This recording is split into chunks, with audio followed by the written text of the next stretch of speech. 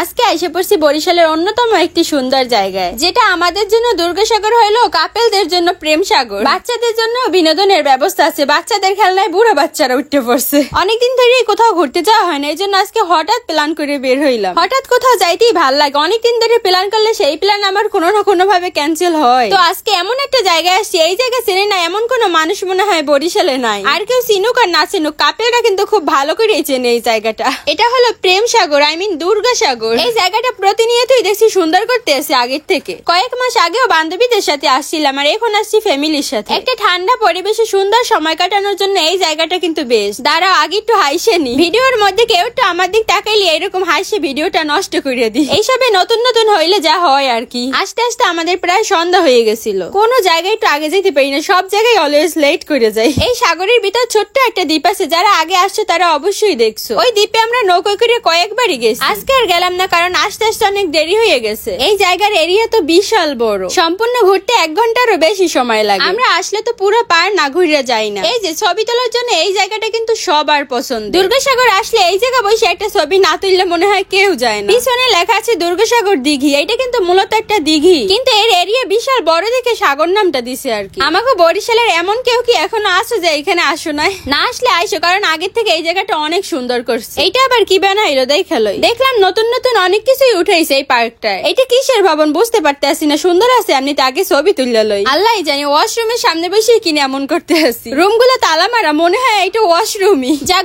গুড়াগাড়া এখানে আসার জন্য বেশি এক্সাইটেড হয়েছে এই খেলনায় চড়ার জন্য। এইখানে সব খেলনাগুলো বাচ্চাদের জন্য ফ্রি, কোনো টিকিট লাগে না। আগের বার বান্ধবীদের সাথে যখন আসছি আমরাও এই বাচ্চাদের সব খেলনায় চড়ে গেছিলাম, আর এইবার তো গুড়াগাড়ার সাথে নিয়েই আইসি, এলে ঘর চললাম না। এরা কোনটা রেখে কোনটা উঠবে দিশা পাইতে আসে না। মাঝে মধ্যে বাচ্চাদের এইরকম বিনোদনের খুব প্রয়োজন। এই যে উঠে গেছে পিছলা খাইতে, দেখো একজন ওঠার আগে আর একজন নামে গেছে, পুরো ট্রাফিক জ্যাম লাগে গেছে খেলনার মধ্যে। আমি ওদের তামসা দেখে হাসতে হাসতে শেষ। এইদিকে দেখো আমি খালামণি হিসেবে কেমন, ওদের সবটিরে খেলনায় চড়াম, তার রেখে আমি নিজেই খেলনায় উঠে বসে রয়েছি। ভালোই মজা আছে গুড়াগার আর খেলনায় চড়তে। সবটির কুস্তি করে কষ্ট হয়ে গেছে, এই জন্য জিরাইতে বইছি। মাঝে মধ্যে এরকম সময় কাটালে স্বাস্থ্য মন দুইটাই ভালো থাকে। আর গুড়াগাড়ার সাথে ঘোরার মধ্যে অন্যরকম একটা মজা আছে। ওই কিরে আমাদের পিছে এটা কি হচ্ছে? খেলনায় দিয়ে বুড়া বাচ্চারা উঠে পড়ছে। কি সুন্দর মনে সুখে ঘুরতে আছে। মানুষের বয়স হইলো, মনের কোনো বয়স হয় না। তো দুর্গাসাগরের আর কি দেখাবো, এখানে বসে আমার কয়েকটা ভিডিওই আছে। এই যে নতুন একটা ঘাটলা বানাইছে, যে এখানে বসে সাগরের ভিতরে দ্বীপটা কাছ থেকে দেখা যায়।